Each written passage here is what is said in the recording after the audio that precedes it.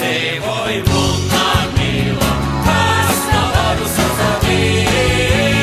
Tōli dzeivoj, munā mīla, kas nav varu sazavīt. Ilšu staļīs iermu sirgu, jo šo mīlas apsavēt. Ilšu staļīs iermu sirgu, jo šo mīlas apsavēt.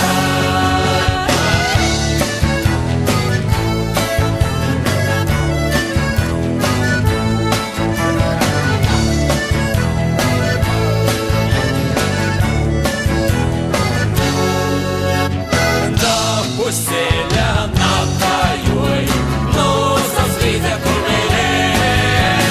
Dāmu ceļā nātājoju, lūzas līdze kurmīlēs. Pīlotīgi napījoju, tīstak pīla raudodā. Pīlotīgi napījoju, tīstak pīla raudodā.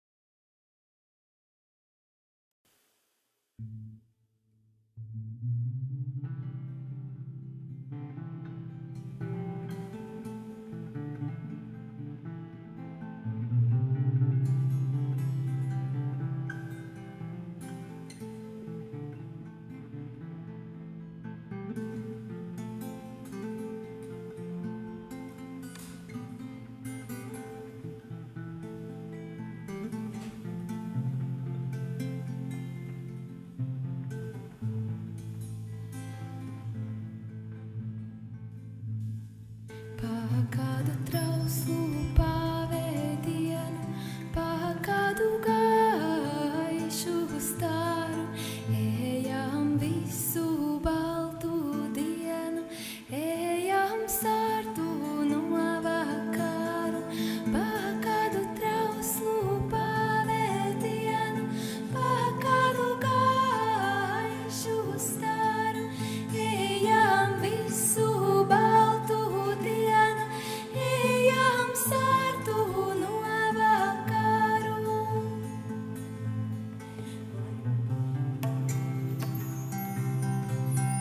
Pāri zelta gaismas kalniem, cauri zaļās gaismas lejām, pāri zilajām jūras vaļņiem, nerintīgi ejam, ejam. Pāri zelta gaismas kalniem, cauri zaļās gaismas lejām, pāri zilajām jūras vaļņiem, nerintīgi ejam, ejam.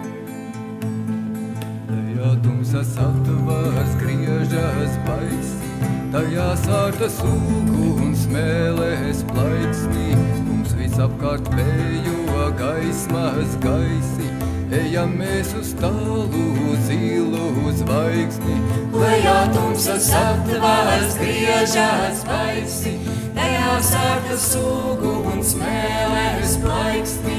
Mums visapkārt vējo gaismas gaisi, ejam mēs uz tālu zilu zvaigzni.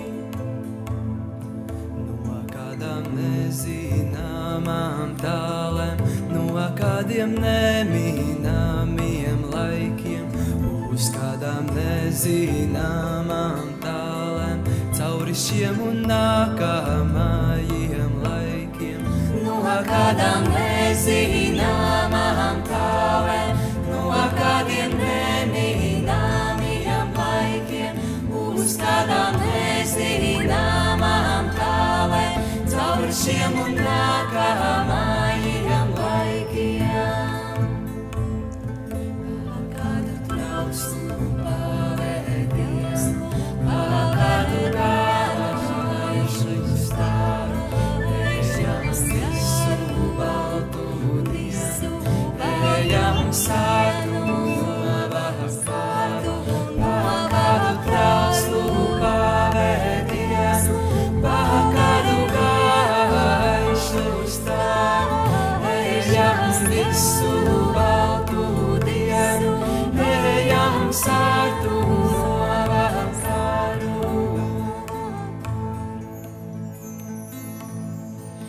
Viegli snieg pār slīņu dējā, Raudām dzīdrās rasās lāsēs, saulē zeltā smieklos smējam. mirdzam baltās bārzu tāsīs. Viegli dejam snieg pār slīņu dējā, raudām dzīdrās rastās lāsēs, saulē zeltās smieklos smējam, mirdzam baltās bērzu tāsīs. Arī jūsu sirdī sitam, arī jūsu asrās ritam, arī jūsu acīs iedam, arī jūsu dziesmās dziedam, arī jūsu sirdī sitam, arī jūsu asrās ritam, arī jūsu acīs iedam, arī jūsu dziesmās dziedam. Kādu trauslu pavedienu, kādu gaišu stāru, ejam visu baltu dienu, ejam sārtu navastāru. Kādu trauslu pavedienu, kādu gaišu stāru, ejam visu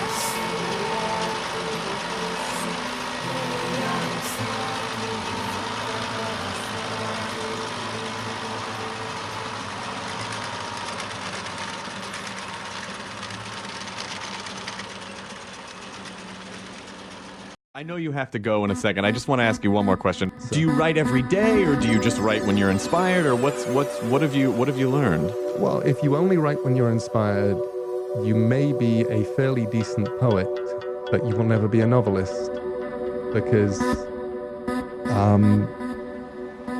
you're going to have to make your word count, Jay, and those words aren't going to wait for you whether you're inspired or not. So you have to write when you're not inspired. And you have to write the scenes that don't inspire you. And the weird thing is that 6 months later, a year later, you'll look back at them and you can't remember which scenes you wrote when you were inspired and which scenes you just wrote because they had to be written next. Where the process of writing can be magical. There are times when you step out of an upper floor window and you just walk across thin air, and it's absolute and utter happiness.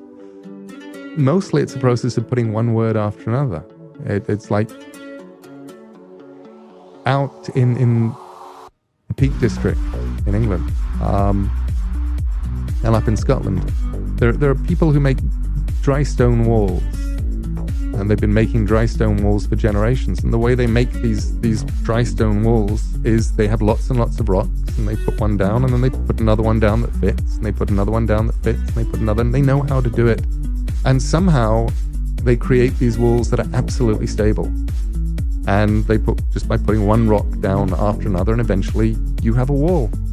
And that's how you make a novel. You put one word after another, and then you repeat. So when people come to me and they say, I want to be a writer, what should I do? I say, you have to write. And sometimes they say, well, I'm already doing that.